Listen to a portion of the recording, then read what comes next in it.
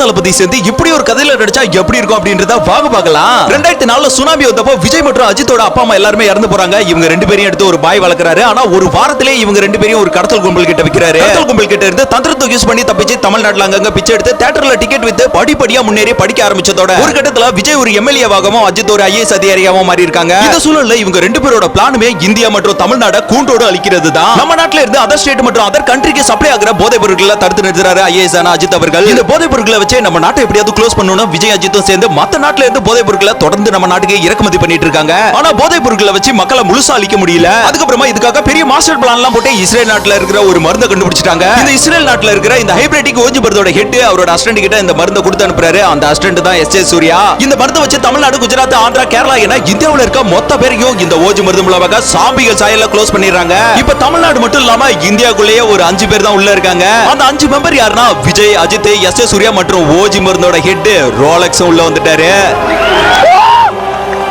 இதுதாங்க படத்தோட interval scene. உள்ள 5 பேர் இருக்காங்கன்னு சொன்னல. இதுல அவங்க 4 பேருமே சம்பந்தப்பட்ட ஒரு ஹீரோயின் இருக்காங்க. அவங்க யாரு, இந்த படத்தோட கிளைமேக்ஸ் எப்படி இருக்கும் அப்படிலாம் தெரிஞ்சுக்க நீங்க ஆசைப்பட்டீங்கன்னா கிளைமேக்ஸ் வேணும் அப்படின்னு சொல்லி கமெண்ட் பண்ணிட்டு போங்க. 1000 கமெண்ட் இந்த வீடியோ பீட் பண்ணிடுச்சுன்னா கண்டிப்பா கிளைமேக்ஸ் சீனுக்கான வீடியோ வரும்.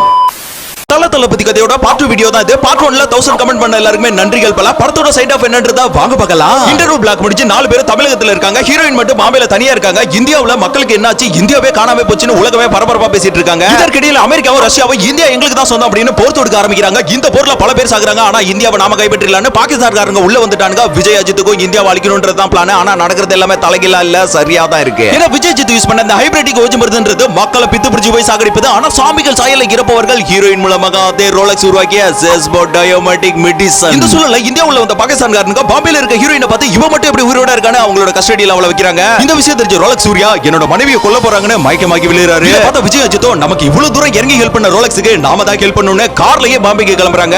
இவங்க போன அடுத்த செகண்ட்லயே ரோலக்ஸ் இருந்து கருடன் போல சிரிக்கிறாரு. காரணம் என்னன்னா விஜய்க்கும் அஜித்துக்கும் இந்தியாவை அழிக்கணும்ன்றது தான் பிளான். ஆனா ரோலக்ஸ்க்கு இந்த உலகத்தையே அழிக்கணும்ன்றது ஒரு வேத வாக்கு. பாம்பேல மாட்டது ரோலக்ஸோட மனைவிலாம் இல்லைங்க, ரோலக்ஸோட கீப். இப்ப அவளும் அழிஞ்சிருவா, இவனுங்களும் அழிஞ்சிருவாங்க. இந்த உலகமும் போர் தொடுத்து படிப்படியா அழிஞ்சிரும் ரோலக்ஸோட எதிர்பார்ப்பு இருக்கு. கார் உள்ள இருக்கிற விஜய் அஜித் உடனே காரை ஸ்டாப் பண்ண சொல்லி இவன் நினைச்சா அவளை காப்பாத்திருக்கலாம், நம்மள கார்ல போற வரைக்கும் எதுவும் பேசாம அனுப்பி வச்சிருக்கான். அப்ப ஏதோ தந்திரம் பண்றான் அப்படின்னு விஜய் ஏகே கிட்ட சொன்ன அடுத்த நிமிஷமே கொஞ்சம் கூட யோசிக்காம உடனே காரை திருப்புறாரு ஏகே. இதுக்கப்புறமா என்ன நடக்க போகுது அப்படின்றத படத்தோட கிளைமேக்ஸ். கிளைமேக்ஸ் வேணும் அப்படின்னா ஐ எம் சாட்டிஸ்ஃபைட் அப்படினோ, கதை பிடிக்கலனா ஐ எம் டிசப்பாயிண்டட் அப்படினோ கமெண்ட் பண்ணுங்க. I am satisfied comment first 1000 comment reach பண்ணிடுச்சுனா டெஃபினட்டா வீடியோ வரும்.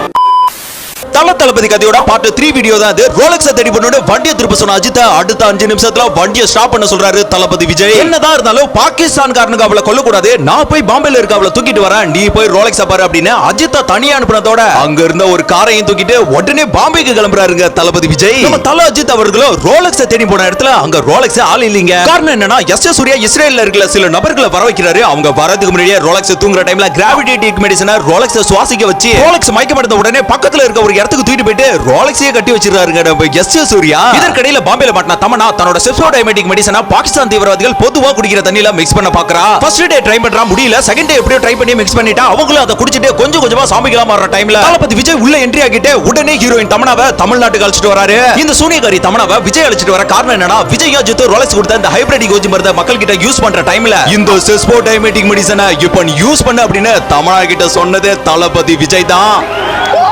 ரோலக்ஸை தேடி தேடி களைச்சு போன நம்ம அஜித் திடீர்னு யோசிக்கிறாருங்க, ஒருவேளை விஜயே நம்மள வச்சு ஏதோ பிளான் பண்றானோ. இப்ப என்ன நடக்குதுன்னா சைனால ஒரு ஆசிரமத்துல இருக்கவரு உலகம் முழுக்க இருக்க இந்தியர்களையும் சைனா மக்கள் சில பேரையும் அழைச்சிட்டு இந்தியாவுக்கு வராரு. அவர் யாருன்னா விண்வெளி நாயகன். இதுக்கப்புறமா என்ன நடக்க போகுது அப்படின்றதா கிளைமேக்ஸ். இந்த கதைகளோட தலைப்பு யுத்த காலம். இந்த வீடியோக்கு கீழே யுத்த காலம் அப்படின்னு கமெண்ட் பண்ணுங்க. 500 கமெண்ட் இந்த வீடியோ பீட் பண்ண அடுத்த நிமிஷமே தரமான சம்பவம் இருக்கு.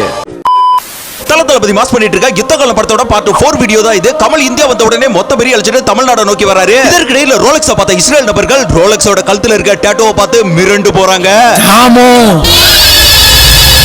இப்ப எஸ் ஜே சூர்யாவை அட்டாக் பண்ணி ரோலெக்ஸ் ஒரு கேங்ஸ்டர் மாதிரி வெளியே அழைச்சிட்டு வராங்க. இதே சூழல்ல விஜய் பார்த்த அஜித் பார்த்த உடனே தமனா ஃபர்ஸ்ட் கொல்லுடா அப்படின்னு சொல்றாரு. விஜய் ஒரு நிமிஷம் யோசிக்க அஜித் உடனே நம்பிக்கை துரோகி உன்னோட கீபாடாகி வா அப்படின்னு வார்த்தையை விட நம்மளோட எல்லா பிளானுக்குமே அஸ்திவாரமே இவதான் மச்சான், இவளை நம்ம கொல்ல கூடாது அப்படின்னு விஜய் சொல்ற டைம்ல விஜயோட கழுத்திலேயே தமனா கத்திய வச்சிடுறா. இப்ப ரோலெக்ஸ் உள்ள என்ட்ரி ஆகி தமனாவோட தலையிலேயே கண்ண வைக்கிறாரு. பின்னாடியே ஒரு படையோட வந்த Kamal Haasan Vijay, Ajith, Tamannaah, Rolex, S J Suriya, இஸ்ரேல் சிமடபர்கள் அப்படின்னு அவருக்கு முன்னாடி எல்லாருமே லாக் பண்ணி நிக்க வச்சு முதல்ல ரோலெக்ஸ் கிட்ட தாமோ உனக்கு கொடுத்த வேத வாக்கு உலகத்தை அழிக்கணும்னு இல்ல, இந்த உலகத்தை காப்பாத்தணும். அதே போல இந்தியாவையும் தமிழகத்தையும் அழிக்கணும்ன்றது நீங்க போட்ட பிளான் இல்லடா, உங்களுக்கு பின்னாடி இருக்கால இந்த சூரியகாரி போட்ட பிளான். நீங்க பண்ணின சம்பவத்தால இப்ப உலகமே அழிய போகுதுன்னு பேசின கமல் உடனே ஸ்ட்ரக் ஆகி அவரோட டோபமைன்லாம் கொலாப்ஸ் ஆகுது. இப்ப கண்ணை ஓபன் பண்ண கமல் கோமால நாட்டுல ஜாதி பிரச்சனை, டாக்ஸ் பிரச்சனை, மும்மொழி கொள்கை, இயற்கைக்கு எதிரான பேரழிவு, சுயநலமிக்க மனிதர்கள் அப்படின்னு நாட்டையே இவனுங்களுக்கு தெரியாம சுடுகாடா மாத்திட்டு இருக்க இவனுங்களை நீங்க சுடுகாடா ஆக்குனதுல தப்பே இல்லடா. ரோலெக்ஸ் இருக்கிற ஒட்டுமொத்த பேரையும் கொல்ட்டா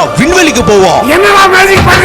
இதுக்கப்புறமா என்ன நடக்க போகுது அப்படின்றத லாஸ்ட் பார்ட். சோ யுத்த காலம் எண்டு அப்படின்னு 500 கமெண்ட் பண்ற தருணம் கூஸ்பம்ஸ் மூமெண்ட்ல எமோஷனல் இருக்கு.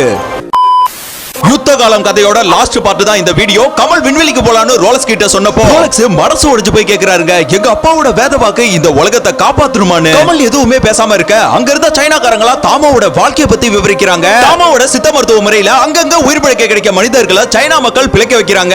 இதற்கிடையில இப்ப உள்ள என்ட்ரியான பல நாட்டு அதிபர்கள் கமல் கூட இருந்த இந்தியர்களை பார்த்து பேச தொடங்குறாங்க. இவங்க எல்லாருமே பண்ண விஷயத்தால இந்தியான்ற ஒரு நாடு இல்லாம போயிருந்தா உலகமே காணாம போயிருக்கும். இந்தியா வேகமாக வளர்ந்து வரும் ஒரு பெரிய பொருளாதாரம்.